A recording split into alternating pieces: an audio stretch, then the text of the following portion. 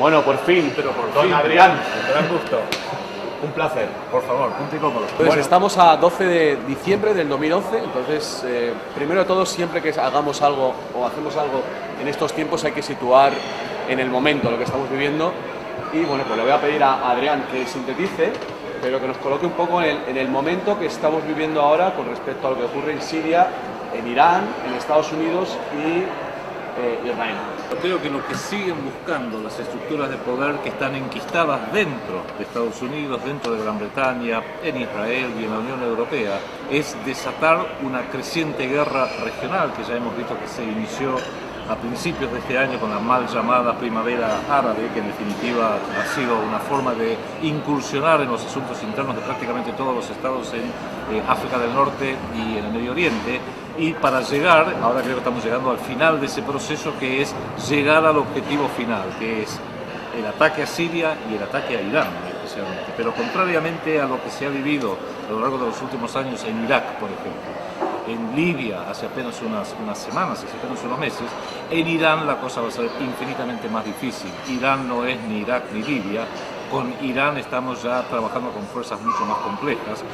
Un ataque unilateral que lo viene amenazando Israel, por ejemplo, desde fines del 2006, que lo viene amenazando Gran Bretaña desde principios de este año, que lo viene amenazando Estados Unidos también en los últimos años. Ese ataque unilateral, si se produce, va a desatar una guerra como mínimo regional, porque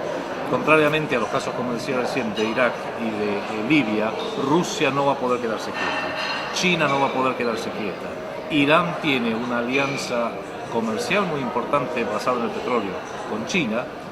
necesita China de su petróleo, y también tiene una alianza similar comercial con Rusia y probablemente una alianza militar, con lo cual un ataque a Irán involucraría de una forma u otra a Rusia en primera instancia, y esto podría escalar también en el caso de Siria a una guerra regional con probable uso de armamento nuclear, de armas tácticas no estratégicas, y si se llega a esa instancia, a partir de ese momento esto puede escalar a una guerra mundial, y a partir de ahí creo que ya es difícil hacer previsiones, Rafael, de lo que podría llegar a ocurrir a nivel planetario. Bueno, estamos viendo que el modelo de revolución instigada por servicios secretos que se produjo en Libia se está reproduciendo en Siria, y ahora hace pocos días también parece que en Rusia, acusando al gobierno de un fraude en las elecciones. Bueno, han pasado ya unas semanas desde lo de Siria y había como unas posibilidades de un ataque de la OTAN. ¿Crees que se va a producir ese ataque en Siria y qué crees que puede suceder en Rusia?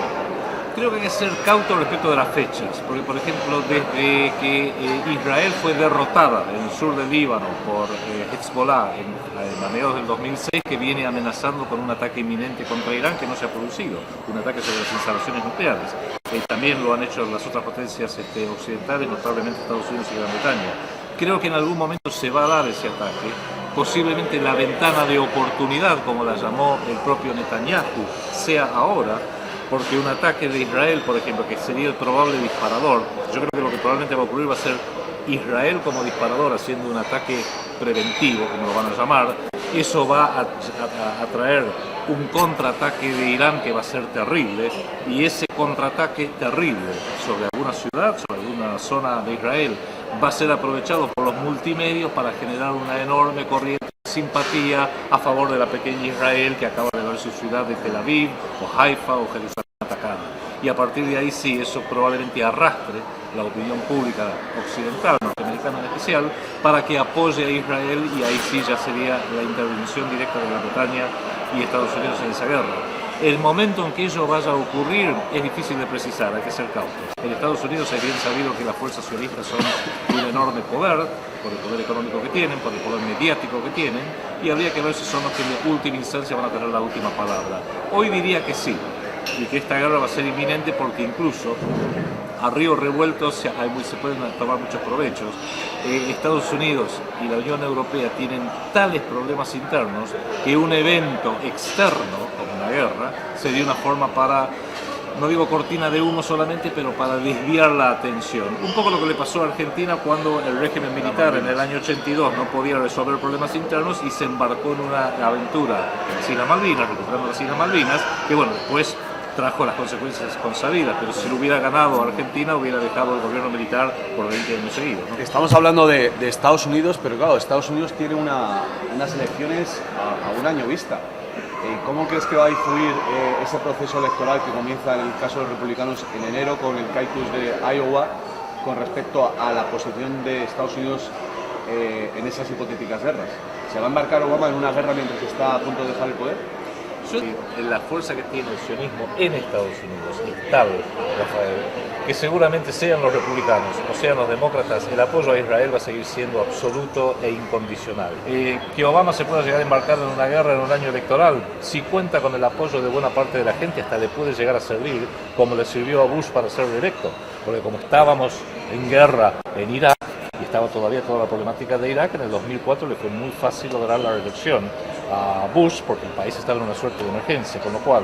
si los multimedios logran hacer pensar a la opinión pública que apoyar a Israel contra Irán es ya una cuestión de seguridad nacional para Estados Unidos, hasta podría llegar a garantizar la reelección de Obama. Bueno, yo ahí te voy a matizar, te voy a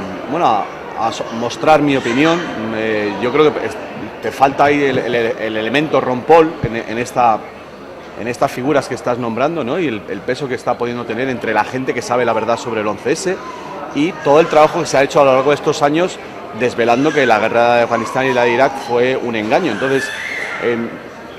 ¿puede ocurrir que toda esa gente del movimiento por la verdad del 11S sea capaz de dar un vuelco a las elecciones? ¿Consideras que eso entra dentro de lo posible? Mira, yo la pregunta que me hago es que fuera quizás de Ron Paul y alguna otra figura que menor en la política norteamericana, no veo que todavía esa corriente de opinión esté adecuadamente representada. Cuando llegan las elecciones en esos 15, 20 días previos, siempre es el dinero el que gana. Yo tengo un amigo que ha hecho un análisis sistemático de las elecciones norteamericanas y de la Argentina, y siempre gana el que mete más plata. Y el que mete más plata es el que recibe dinero de los bancos, de las corporaciones, de las empresas petroleras, etcétera, que son los que financian las campañas. Con lo cual, aunque sí hay una creciente corriente, gracias a Dios, alternativa, que se da cuenta la verdad de lo que pudo haber ocurrido el 11 de septiembre, que se está dando cuenta de la mentira de todas las guerras norteamericanas, que son siempre guerras imperialistas. En general, la vasta mayoría de la opinión pública norteamericana, como la europea, como la argentina también, son Homero Simpson sentados en el diván del living con una latita de Duff mirando la televisión. Y en el momento de las elecciones lo que cuenta es la acción psicológica de las campañas publicitarias, que es como vender un producto, que en vez de ser un producto es un candidato. Como acaba de manejar las elecciones en Argentina, donde prácticamente un gobierno que ha mentido en el enfoque de las políticas que está llevando a cabo, que son antinacionales, logró sin embargo el 54% de los votos. Lo logró en base a aplicar enormes fondos a una campaña falaz y lo logró neutralizando una oposición que no existió. Si nosotros lográbamos en cualquier país del mundo,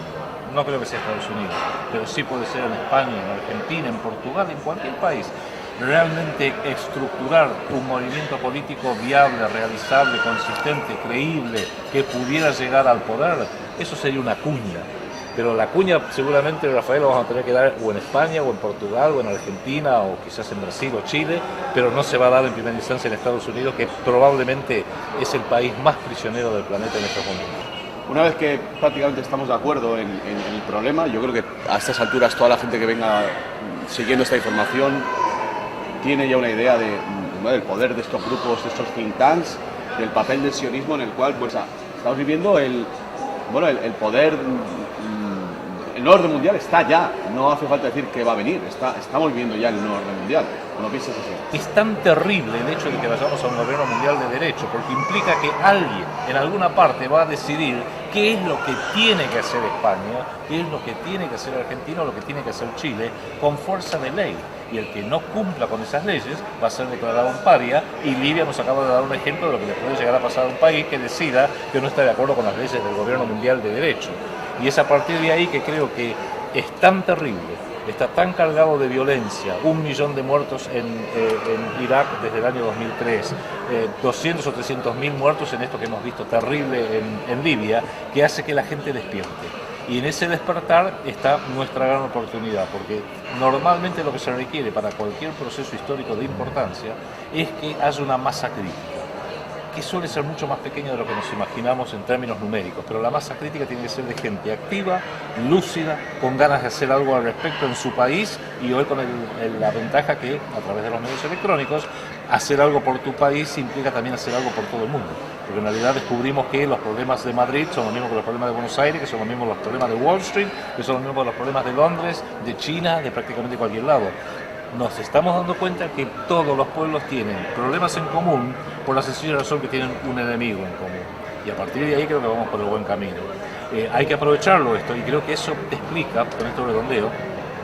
esta sensación de urgencia que nos da este sistema. Este sistema está histérico, está al borde de un ataque de nervios, como decía aquella famosa película. Y uno se preguntaría, si tienen tanto poder, si tienen todos los ejes de poder, ¿por qué están tan nerviosos?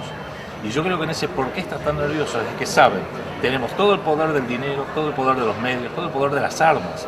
Alguien en Washington decide que va a aniquilar Buenos Aires y Buenos Aires queda aniquilado en 20 minutos. O Bangkok, no importa. Sin embargo, saben que el tiempo se les acaba, porque a medida que esa masa crítica de gente lúcida crezca,